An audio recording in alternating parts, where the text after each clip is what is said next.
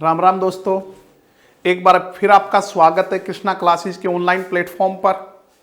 बच्चों, जैसा कि आप लोग जानते हो, कृष्णा क्लासेस परिवार का एक साथी जो है सुनील सर के अकस्मात निधन से पूरा कृष्णा क्लासेस परिवार जो सदमे में है और इससे उबरने की कोशिश जो कर रहा है, और आप सब लोगों के सपोर्ट से, आप लोगों के सहयोग से जल्दी ही जो है उबर कर इस सदमे से जो आप लोगों के सामने रूबरू होगा। तो बच्चों, मैं आपसे ये कहना चाहता हूँ कि इस दुख की घड़ी में हम आपसे सपोर्ट की उम्मीद करते हैं कि हमें बच्चे जो सपोर्ट करेंगे। और इसके अलावा जो एक आप लोगों के लिए जो हमारा केसी ऑनलाइन जो ऐप है, केसी ऑनलाइन क्लासेस जो ऐप है डिजिटल शिक्षा के क्षेत्र में, उस पर हम आपके लिए एक महा ऑफर जो लेकर आए हैं, ताकि हर बच्चा जो है, गरीब से गरीब बच्चा या कोरोना की मार से जो नुकसान हुआ है हमारे सभी वर्गों को, उसकी जो क्षतिपूर्ति तो हम नहीं कर सकते, लेकिन छोटा सा प्रयास कर सकते हैं उन लोगों के लिए कि ऑनलाइन जो कोचिंग है उसमें उनको कम दामों पे जो है हम कोर्स प्रोवाइड करवा सकते हैं। और इसी के लिए जो है वो आपके लिए केसी ऑनलाइन क्लासेस जो है वो आपके लिए बहुत ही नाम मात्र की फीस में जो है ऑनलाइन शिक्षा का एक ऑफर, महा ऑफर जो है वो लेकर आया है, जिसमें आपको एचएसएससी जो बैच है वो मात्र 699 रुपये में, मात्र 699 रुपये में बच्चों, एक अच्छी बुक नहीं आती 699 रुपये में। तो एचएसएससी का जो बैच है, कंप्लीट बैच, वो आपको 699 रुपये में मिलेगा। इसके अलावा एस्टेट कॉमन सब्जेक्ट्स वे 599 में। एस्टेट कॉमन सब्जेक्ट से मतलब है जो 90 नंबर का जो सब्जेक्ट्स आता है, 90 नंबर में जो कॉमन है सभी में, चाहे वो पीजीटी हो, चाहे वो टीजीटी हो, चाहे पीआरटी हो, जिसमें हिंदी, इंग्लिश, साइकोलॉजी, इसके अलावा मैथ्स, क्वांटिटी एप्टीट्यूड, रीजनिंग और हरियाणा जीके, ये जो 90 नंबर्स का आता है जो कॉमन है, सभी के लिए कॉमन होता है, वो मात्र 599 रुपये में है। और एस्टेट जो पीआरटी है, जेबीटी लेवल जो, वो 799 रुपये का। और जो टीजीटी के कोर्स हैं, चाहे वो एसएस का हो, चाहे साइंस का हो, चाहे मैथ्स का हो, वो 999 रुपये के हैं। इसके अलावा दिल्ली पुलिस जो है मात्र 499 रुपये में। फिर कहता हूँ बच्चों का अच्छी बुक नहीं आ सकती 499 में। हम आपको ऑनलाइन प्लेटफॉर्म के माध्यम से इतनी सस्ती जो शिक्षा देने का प्रयास एक हमारा है छोटा सा, लेकिन बच्चों ये भी ध्यान रखना, ये ऑफर जो है सीमित समय के लिए है, ठीक है। ये 9 नवंबर 2020 से शुरू हुआ है और 15 नवंबर 2020 तक जो है ये ऑफर आप लोगों के लिए रहेगा। और कुछ तकनीकी कारणों के कारण कुछ बच्चे जो है वो कोर्स नहीं ले पाए 9 तारीख को, तो जो एक दिन का बच्चों के लिए थोड़ा सा हर्जाना हुआ, वो एक दिन एक्स्ट्रा जो हम ऑफर के रूप में जो है आप लोगों के बीच रखेंगे बच्चों। कुछ तकनीकी कारण थे, कुछ अपडेशन होनी थी ऐप में, जिसके कारण जो है कुछ बच्चे जो है 9 नवंबर को जो है कोर्स नहीं खरीद पाए, तो उसके लिए एक दिन एक्स्ट्रा जो वो रख दिया जाएगा। तो जल्दी से जल्दी जो है आप ज़्यादा से ज़्यादा लोगों तक इसको शेयर कीजिए, ताकि आपके जो सहपाठी हैं, दूसरे जो आपके जानकार हैं, जो मित्र हैं, वो इस शिक्षा का जो एक हमारा अच्छा प्रयास है इससे दूर ना रहें। और आप जानते हैं इसमें जो क्वालिटी है वो आप देख सकते हो। जैसे आप केसी ऑनलाइन ऐप को डाउनलोड करोगे गूगल प्ले स्टोर से, तो उसमें डेमो क्लासेस फ्री मिलेंगी आपको। क्या मिलेंगी? डेमो क्लासेस फ्री हैं। तो आप डेमो क्लासेस लेके देखिए, क्वालिटी देखिए कैसी क्वालिटी है, और फिर नाम मात्र की फीस में जो है वो आप पढ़िए। जो ये एचएसएससी के जो बैच हैं ये 6 महीने तक वैलिड रहेंगे। एचएसएससी के जो बैच हैं 6 महीने तक वैलिड रहेंगे। इसके अलावा अगर हम एस्टेट की बात करें, तो एस्टेट या तो बच्चों अगर जल्दी एग्जाम होगा तो एग्जाम तक, नहीं तो 31 जनवरी जो सीटेट होगा तब तक ये वैलिड होगा। और खुदा ना खास्ता अगर एग्जाम फरवरी में चला गया तो वहां तक हम इसको लेके जाएंगे, मतलब आपके एग्जाम तक जो है वो एस्टेट का कोर्स जो है वो आपके पास रहेगा। बार बार देखिए, कितनी बार उसको देखिए। और प्रॉपर पीडीएफ, इसके अलावा जो एक्सरसाइज है वो भी ऐप में जो है आपको मिलेगी। तो आप जो है जल्दी से जल्दी ये चीज़ खरीदिए और अपनी तैयारी जो प्रॉपर कीजिए, ताकि ज़्यादा से ज़्यादा बच्चे जो है इस अवसर का लाभ उठा सके, ठीक है। तो तो मैं आपसे इतना ही कहना चाहता था बच्चों, धन्यवाद। अब हमारी जो daily current affair Haryana GK की जो क्लास चलती है उसमें मुकेश सोनी सर जो हैं वो कंटिन्यू करेंगे। और बच्चों मैंने आपकी जो क्लासें बीच में थोड़ा सा सुनील सर के निधन के कारण जो छोड़ दी हैं वो जल्दी मैं आपके बीच जो है वो दोबारा लौटूंगा। तब तक आप जो है वो सर को सपोर्ट कीजिए, बहुत अच्छा पढ़ाते हैं, बहुत ज़बरदस्त पढ़ाते हैं। तो हरियाणा जीके की जो हमारी डेली करंट अफेयर की क्लास है तो अब आप सर से पढ़िए। धन्यवाद।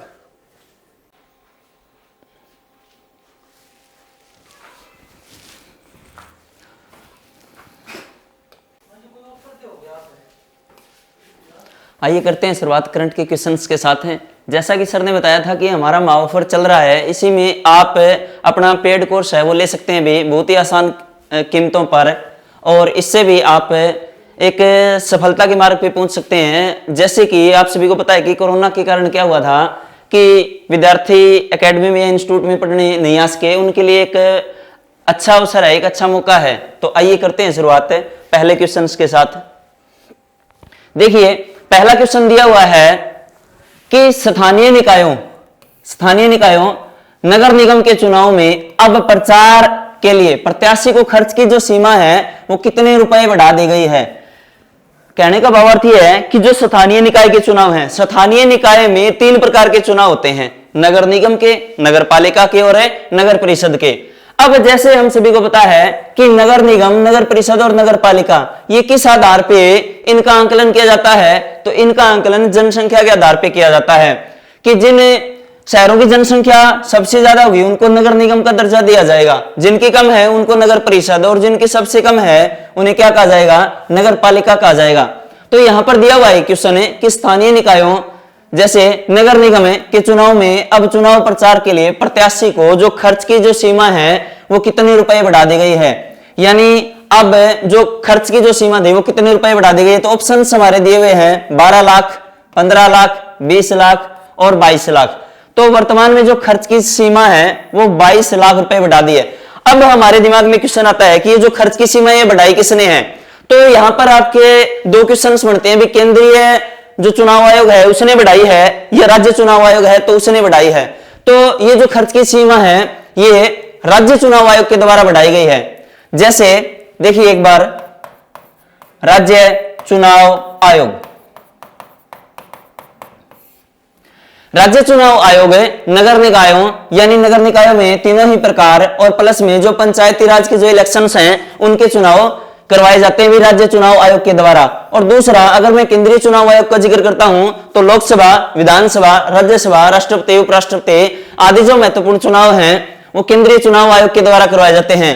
तो ये जो चुनाव का जो सारा सिस्टम होता है ये राज्य चुनाव आयोग के हाथों में होता है। तो इन्होंने क्या किया है, इन्होंने खर्च की सीमा को बढ़ाया है 22 लाख रुपए। कितने से बढ़ाया है, 20 लाख रुपए से बढ़ाया है। आइए देखते हैं इसमें कि नगर निगम में मेयर पद, नगर निगम का मुखिया क्या होता है, मेयर पद में उम्मीदवार को 20 लाख रुपए से बढ़ाकर 22 लाख रुपए, यानी पहले जो उम्मीदवार चुनावी खर्च की सीमा जो 20 लाख रुपए खर्च कर सकता था अब वो 22 लाख रुपए तक खर्च कर सकता है।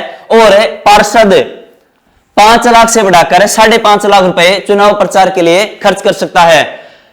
नगर निगम का मुखिया होगा मेयर, और नगर निगम को जितने वार्डों में बांट दिया वहां से प्रत्येक वार्ड से एक सदस्य चुना जाएगा, वो क्या कहलाएगा, वो हमारा कहलाएगा पार्षद।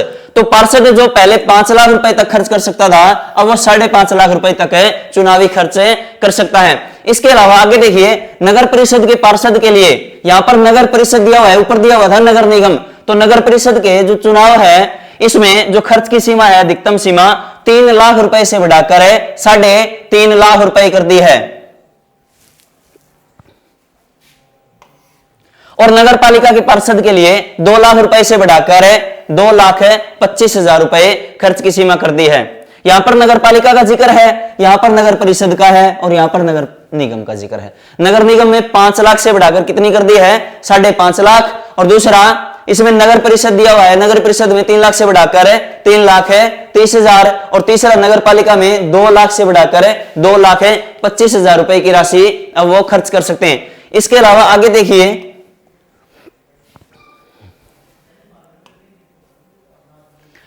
अगर ग्राम पंचायतों का हम जिक्र करें तो ग्राम पंचायतें 10,000 रुपए तक खर्च कर सकते हैं।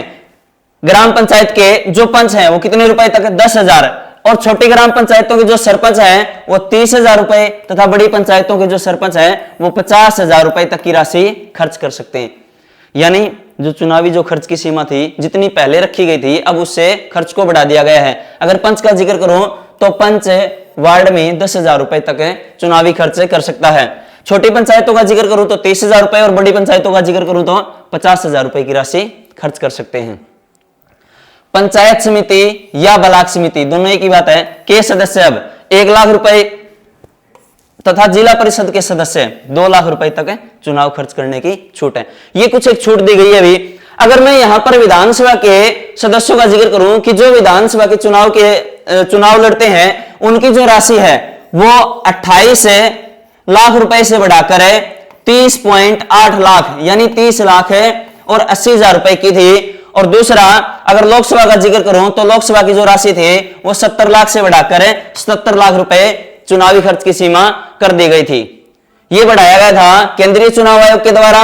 और जो नगर निकाय हैं और जो स्थानीय जो पंचायती राज है इनका जो किया गया था चुनाव खर्च की सीमा को बढ़ाने को वो किया गया था राज्य चुनाव आयोग के द्वारा। तो ये क्वेश्चन मैंने आपको पहले भी करवा दिया है, आप ध्यान से देखिए इस क्वेश्चन को कि अगर विधानसभा का जो चुनावी खर्च सीमा को आंकलन किया जाए तो 28 से बढ़ाकर 30.8 लाख रुपए कर दी है। और लोकसभा का जो चुनावी खर्च है वो 70 लाख से बढ़ाकर 77 लाख कर दिया गया है। ये बड़ी विधानसभाओं का जिक्र था। अगर मैं छोटी विधानसभा का जिक्र करूं तो 20 लाख रुपए से बढ़ाकर 22 लाख रुपए कर दी है। और ये लोकसभा में बड़े लोकसभा क्षेत्र का जिक्र है। अगर छोटे लोकसभा क्षेत्र की खर्च सीमा का जिक्र करूं तो 54 लाख रुपए से बढ़ाकर 59 लाख रुपए की राशि निर्धारित कर दी। यानी अब जो छोटे लोकसभा क्षेत्र है 59 लाख रुपए, बड़ा लोकसभा क्षेत्र है 77 लाख रुपए, छोटा विधानसभा क्षेत्र है 22 लाख रुपए और बड़ा विधानसभा क्षेत्र है 30.8 लाख रुपए खर्च कर सकता है। तो ये थी चुनावी खर्च की सीमा। आइए देखते हैं दूसरा क्वेश्चन। देखिए क्वेश्चन दिया हुआ है अगला कि हरियाणा सरकार ने पंचायती राज में महिलाओं को कितने प्रतिशत आरक्षण की व्यवस्था दी है। कि वर्तमान में हरियाणा सरकार में जो पंचायती राज है, पंचायती राज के जो सिस्टम है उसमें महिलाओं को कितने % आरक्षण की व्यवस्था दी गई है। तो हमारे ऑप्शंस हैं 15%, 33%, 50% और 100%। एग्जाम्स में क्वेश्चन कुछ इस प्रकार से आता है, कैसे कि वर्तमान में ऐसा कौन सा राज्य है जिसने सबसे पहले महिलाओं के लिए 50% आरक्षण की व्यवस्था दी थी। तो जो सबसे पहले का अगर मैं जिक्र करता हूं तो सबसे पहले बिहार में 50% आरक्षण की व्यवस्था की गई थी। हरियाणा का नंबर है, उसके बाद में नंबर 2 पे आता है जिसमें महिलाओं को 50% आरक्षण की व्यवस्था दी गई है। अगर ओवरऑल पूरे देश में देखा जाए तो जो महिलाओं के लिए आरक्षण है वो 33% दिया गया है पूरे देश के अंदर पंचायती राज व्यवस्थाओं के अंदर। और एग्जाम्स में क्वेश्चन कुछ इस प्रकार से आता है कि निम्नलिखित चुनाव में ऐसे कौन सा चुनाव है जहां पर महिलाओं को 33% आरक्षण की व्यवस्था की गई है। तो उसमें 4 ऑप्शंस दिए होते हैं आपको, विधानसभा, राज्यसभा, लोकसभा और चौथा दिया होता है पंचायती राज। तो वहां पर आएगा पंचायती राज में महिलाओं को 33% आरक्षण की व्यवस्था दी गई है। लेकिन यहां पर मैं जिक्र कर रहा हूं हरियाणा सरकार का। तो हरियाणा सरकार ने वर्तमान में महिलाओं को 50% आरक्षण की या 50% भागीदारी का हिस्सा दिया है। यानी 50% क्या कर सकती है अब महिलाएं चुनाव लड़ सकेंगी, प्रॉपर सिर्फ महिलाएं। और दूसरा ये क्या था, ये 50% क्यों किया गया है, इसके पीछे कारण है जो इससे पहले जो हमारी 5वीं जो पंचायती राज जो संस्था गठित हुई थी 5वीं, उसमें क्या हुआ था, उसमें महिलाओं की जो संख्या थी वो 42% थी। उसको ही ध्यान में रखते हुए महिलाओं के लिए 50% आरक्षण की व्यवस्था की गई है। देखिए इसमें कुछ क्वेश्चंस और हैं हमारे। हरियाणा में पंचायती राज चुनाव में महिलाओं को 50% आरक्षण की व्यवस्था की गई है। यह नियम पंचायती राज व्यवस्थाओं यानी जिला परिषद, ब्लॉक समिति और ग्राम पंचायतों के चुनाव में लागू होंगे। कौन कौन से चुनाव में लागू होंगे, जिला परिषद के चुनाव होंगे, ब्लॉक समिति के या पंचायत समिति के चुनाव और तीसरा ग्राम पंचायतों के चुनाव। कहने का भावार्थ है कि नगर निकायों में ये लागू नहीं होंगे। आगे देखिए, प्रत्येक ग्राम को सम और विषम संख्या के आधार पर कोड दिए जाएंगे। जैसे कि दिया हुआ है, जैसे कि बताया हुआ है अभी, सम जो गांव है वहां पर क्या होगा, वहां पर पहली बार सम क्रम में आने वाले, जैसे हम सम संख्या लिखते हैं, हमारी प्राकृतिक संख्या स्टार्ट होती है 0 1 2 3 4 इस प्रकार से स्टार्ट होती है। तो एक है तो विषम हो गया, इसमें पुरुष, दो किसी का कोड दे दिया तो उसमें महिला, इस प्रकार से क्या होगा, महिला सरपंच बनेगी। और ये जो एक्ट बनाया गया है, ये बनाया गया है पंचायती राज विधेयक 2020। आगे देखिए, इसमें कुछ एक प्रोविजंस और किए गए हैं हरियाणा सरकार के द्वारा। देखिए,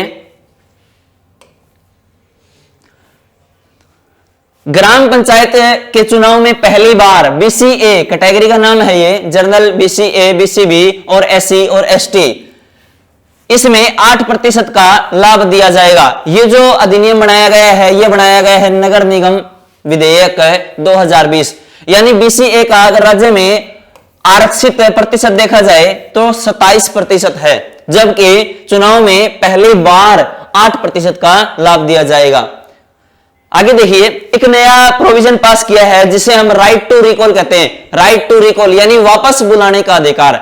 ये वापस बुलाने का अधिकार क्या है, अगर कोई सरपंच अपना काम सही नहीं कर पा रहा है तो उसके लिए एक प्रोविजन दिया गया है, जिसके अनुसार क्या है कि गांव के 33% मतदाता अविश्वास जताते हुए, क्या जताते हुए, अविश्वास जताते हुए शिकायत संबंधित अधिकारी से करेंगे, और संबंधित अधिकारी क्या करेगा, एक ग्राम सभा का आयोजन करेगा। ग्राम सभा की बैठक बुलाएगा कितने समय के लिए, 2 घंटे के लिए बुलाएगा, और उस 2 घंटे में गुप्त मतदान करवाया जाएगा। अगर मतदान में 6-7 यानी 67% ग्रामीण सरपंच के खिलाफ अपना मत का प्रयोग करते हैं या मतदान करते हैं तो सरपंच को उसी समय त्यागपत्र देना होगा।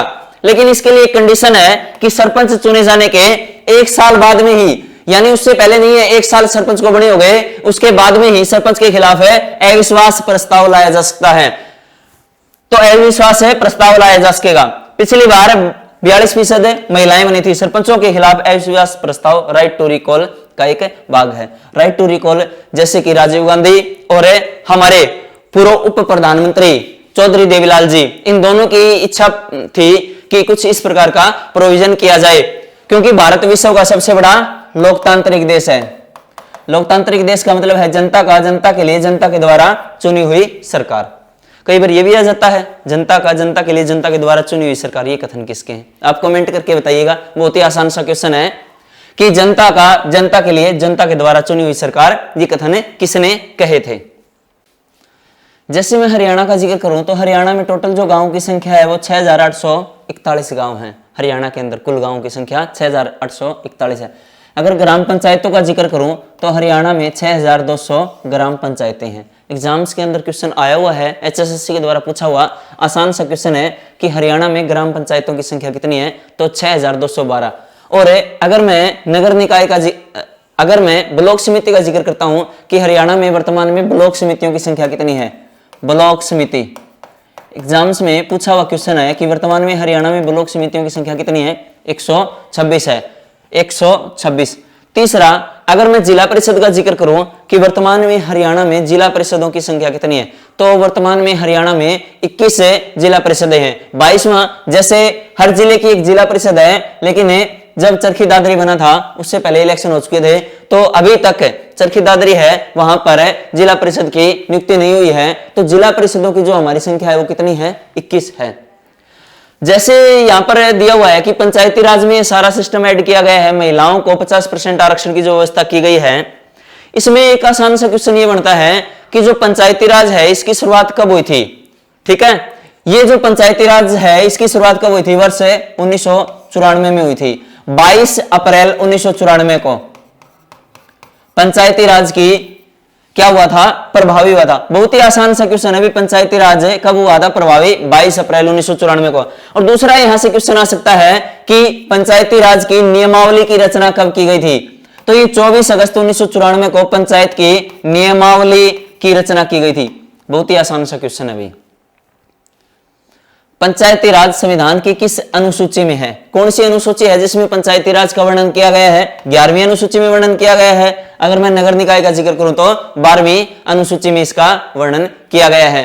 पंचायती राज, यहां से बहुत से क्वेश्चन है। अभी HSSC, SSC ऐसा कोई भी एग्जाम नहीं है जहां तक आज तक एक बार भी पंचायती राज का क्वेश्चन ना आया हुआ हो। अगर हम यहाँ पर कुछ एक क्वेश्चंस और चर्चा करते हैं, अगर हमें इसके बारे में और ज्यादा वर्णन पढ़ते हैं तो हम क्या पाते हैं कि जो पंचायती राज की जो संस्था है, ये शैक्षणिक योग्यता सबसे पहले किस राज्य में लागू की गई थी? तो सबसे पहले पंचायती राज को राजस्थान में लागू किया गया था। हरियाणा शैक्षणिक योग्यता को लागू करने वाला पंचायती राज संस्थाओं में दूसरा राज्य था। बहुत ही महत्वपूर्ण क्वेश्चन है भाई, पंचायती राज में शैक्षणिक योग्यताओं को लागू करने वाला। इसके अलावा जो 33% आरक्षण की व्यवस्था है वो पंचायती राज में ही शुरू की गई है। यहां मैंने बताया कि 11वीं जो अनुसूची है वो पंचायती राज से संबंधित है, ठीक है, और 12वीं जो अनुसूची है वो नगर निकाय से संबंधित है। अगर मैं संविधान के भाग का जिक्र करूं तो भाग नंबर 9 में पंचायती राज का वर्णन दिया हुआ है, भाग नंबर 9 में, और भाग नंबर 10 में किसका वर्णन दिया हुआ है? नगर निकाय का वर्णन दिया हुआ है। देखिए अगला क्वेश्चन है हमारा,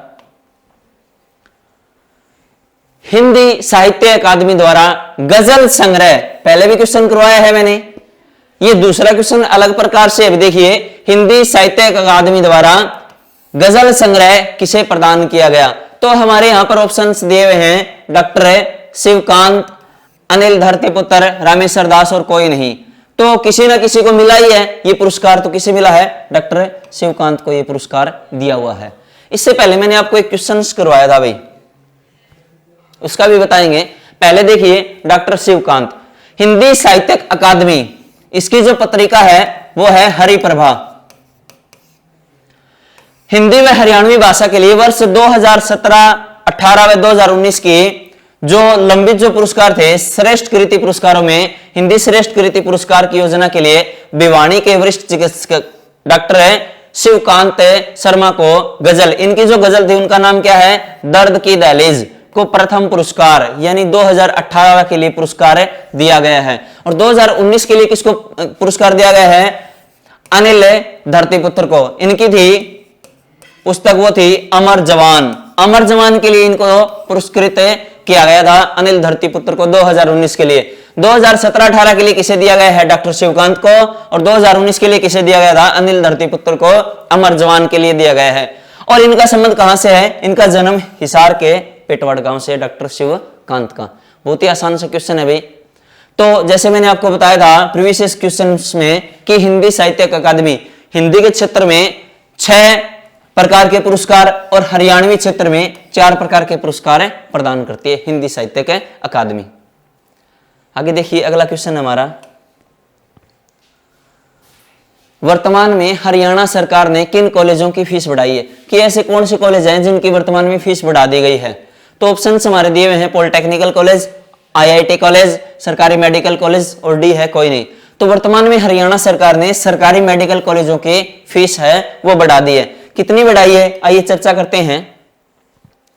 देखिए, MBBS का जो कोर्स है उसके लिए प्रथम वर्ष के लिए फीस 80,000 रुपए बढ़ाई है, और उसके बाद में हर वर्ष 10% की अतिरिक्त वृद्धि कर दी है। यानी टोटल जो दिया हुआ है उसका 10% बढ़ा दिया। 80 का 10% 8,000 यानी 88,000, फिर 96,800 और फिर 1,06,480 रुपए।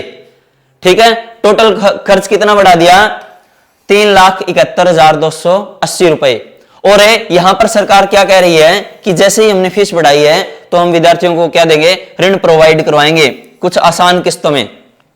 कितने? अगर फर्स्ट ईयर का कोई विद्यार्थी लेता है तो 9,20,000 रुपए, फिर उसके बाद में द्वितीय वर्ष का जो छात्र लेता है 9,12,000 रुपए, फिर 9,03,200 रुपए, 8,93,500 रुपए।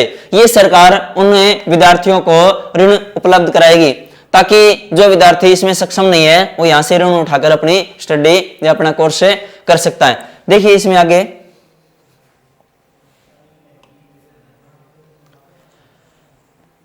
जो पीजी कोर्सेज हैं, पीजी कोर्सेज उनमें भी कुछ एक फीस बढ़ाई गई है पीजी कोर्सेज के लिए।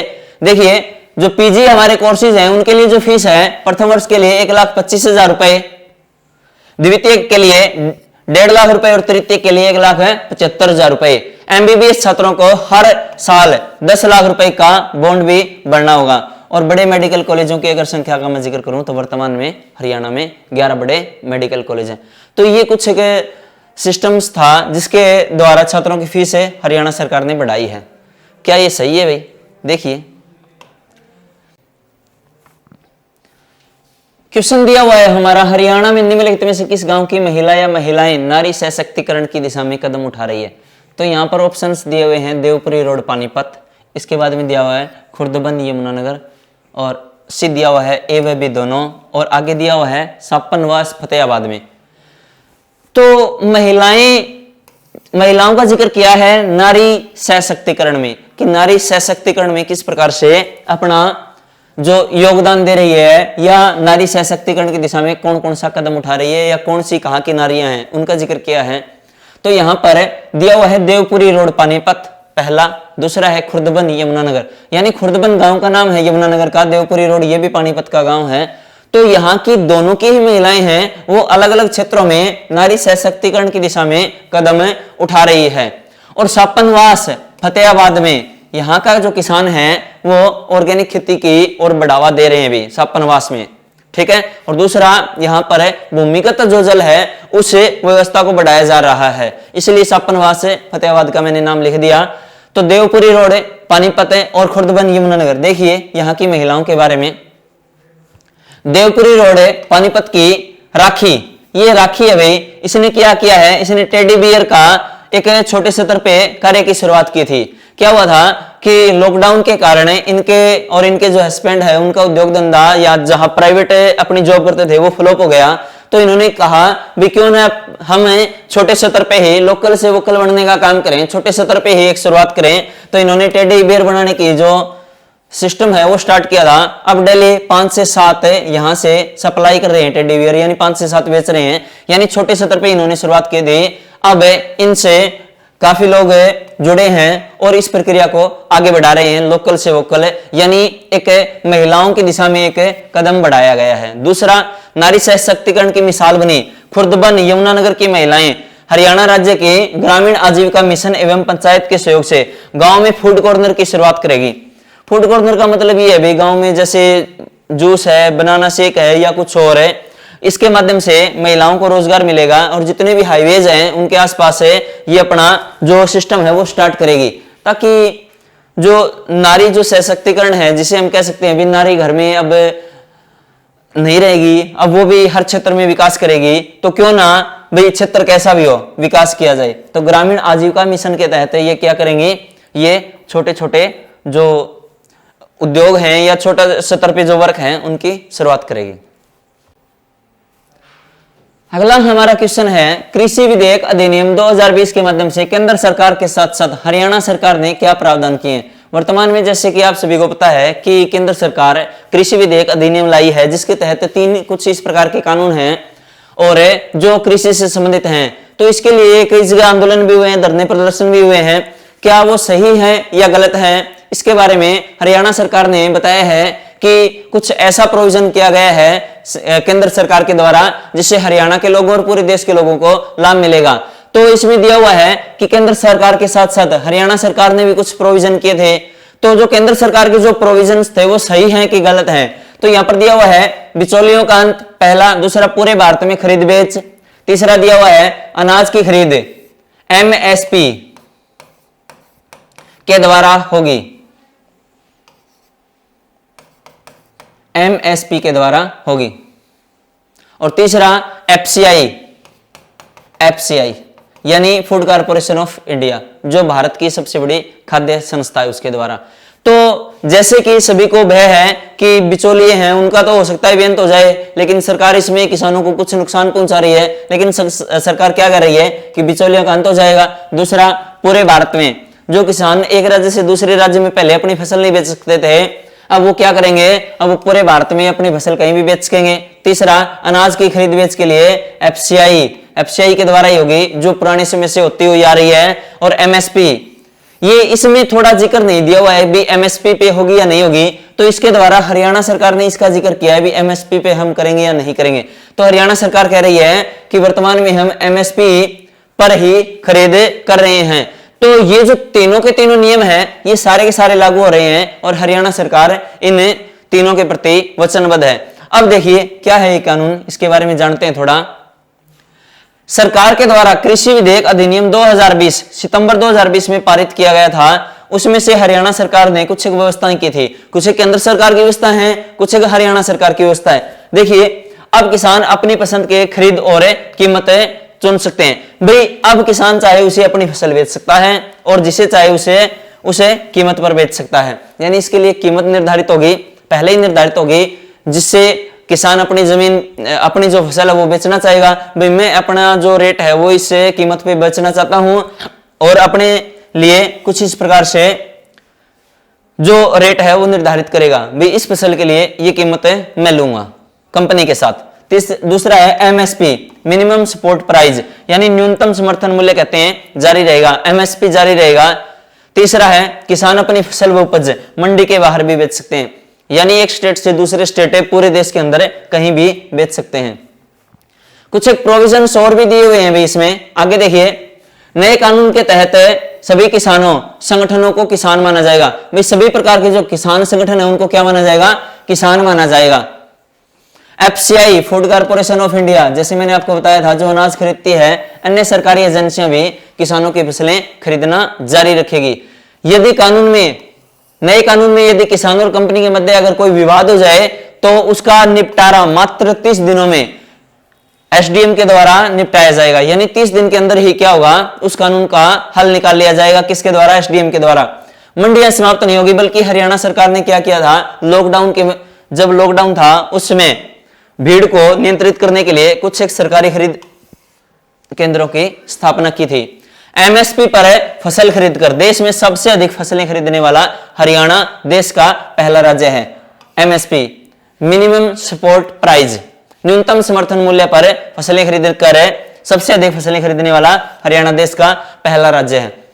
अगर मैं पिछले वर्ष की तुलना का जिक्र करूं तो कृषि क्षेत्र में जो 2020-21 का बजट है जो है 5,474.25 करोड़ रुपए निर्धारित था 2020-21 के लिए, वो पिछले वर्ष की तुलना में 23.92% अधिक था। यानी कृषि के क्षेत्र में जो वर्तमान सरकार जो बजट लाई थी 2020-21 का, वो पिछले वर्ष की तुलना में कितना ज्यादा था? लगभग 25% ज्यादा था, यानी 23.92% ज्यादा था। देखिए हमारा क्वेश्चन है कि वर्तमान में हरियाणा में कैमरे लगाने का काम किस शहरी निकाय को हटाकर किस विभाग को दे दिया है? यानी पूरे हरियाणा के अंदर पहले कैमरे लगाए जा रहे थे, जो रोड है या जो हरियाणा की जो बाउंड्री थी, जैसे अपने दिल्ली के आसपास का क्षेत्र था, चंडीगढ़ के आसपास का क्षेत्र था, या और जहां पर भी जैसे पंजाब के आसपास का क्षेत्र था, तो वहां पर जो हाईवेज हैं उनके ऊपर कैमरे लगाए जा रहे थे। तो अब ये शहरी निकाय से हटा करके ये किस विभाग को दे दिए? यानी अब ऐसा कौन सा विभाग है जिसको ये प्रदान किया गया है? तो हमारे ऑप्शन है स्वास्थ्य विभाग, गृह विभाग, गृह मंत्रालय, तीसरा है सूचना एवं प्रौद्योगिकी विभाग और डी है इनमें से कोई नहीं। तो ये जो कैमरे लगाने का काम है ये गृह विभाग को दे दिया है, यानी गृह मंत्रालय को दे दिया है। और गृह मंत्रालय वर्तमान में श्री अनिल विज के पास है, जो अंबाड़ा कैंट से विधायक हैं। अंबाड़ा कैंट से अनिल विज, इनके पास है स्वास्थ्य मंत्रालय भी है। तो अब हटा करके किनको दे दिया है? गृह मंत्रालय को दे दिया। सरकार ने शहरी निकाय से सीसीटीवी कैमरे का कार्य अब गृह विभाग को प्रदान कर दिया है। आज के लिए इतना ही, धन्यवाद।